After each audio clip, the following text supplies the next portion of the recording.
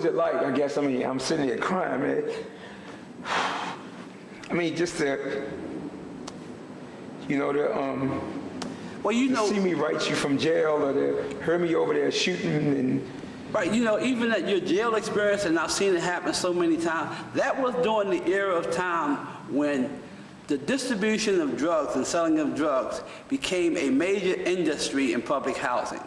When I first moved there at the age of 7, that did not take, by the time I was 13 years of age, the projects, Lafayette projects and all the other places changed. It became a warfare. It became, each building conducted its own activities. If you had one building, and I'm quite sure you had a building, you could not go beyond the 5th floor in that building because it was controlled. You know, folks were actually doing bodily harm to other folks that didn't give them that money. So it got to a point where it was survival. I mean, you can even look at it today, somewhat in some neighborhoods, for a kid to walk home from school in the neighborhood where I live at, Park Heights. If this kid doesn't have a certain swagger, or this kid does a certain connection from the bus stop to his home, it's almost like a venture through a swamp. He's got to act the act, he's got to do the things he has to do, or he's going to get picked up. And most of these kids are not aware of the fact of what they're doing when they're imitating these guys.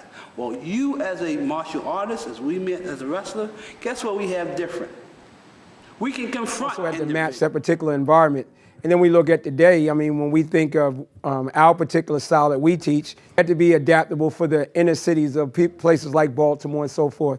So that's what kind of like answers that question. Since the beginning of time up to today, you got to make sure whatever style of martial arts you are expressing or combat, it got to be conducive to that particular environment.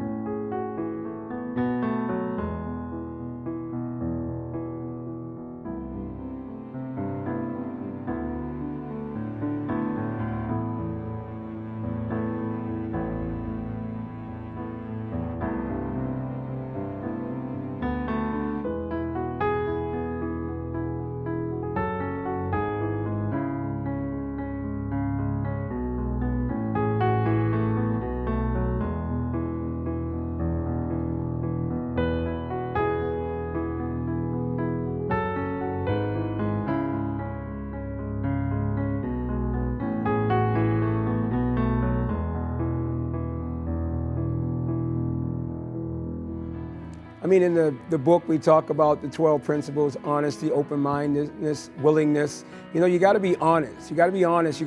Bruce Lee says we got to honestly express ourselves. When I honestly express myself and the person I'm communicating with, and they honestly express themselves, we got to be open to be able to comprehend what's being said by one another.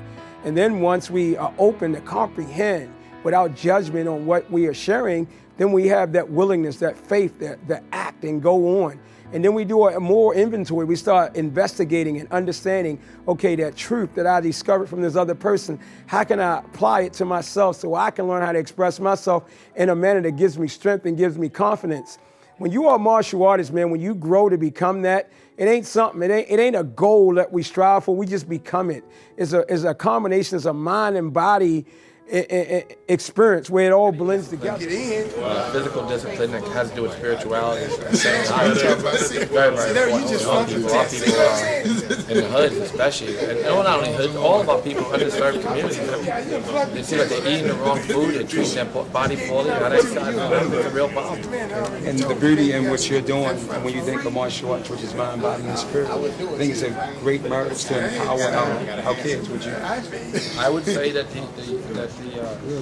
the idea of martial arts, or the idea of yoga, or the idea of any of those things that have to do with spirit and movement. You know, I think it's not in the Christian scripture enough about taking care of the first chakra. The first chakra is critical. You know, you got to take care of yourself so you can take care of others.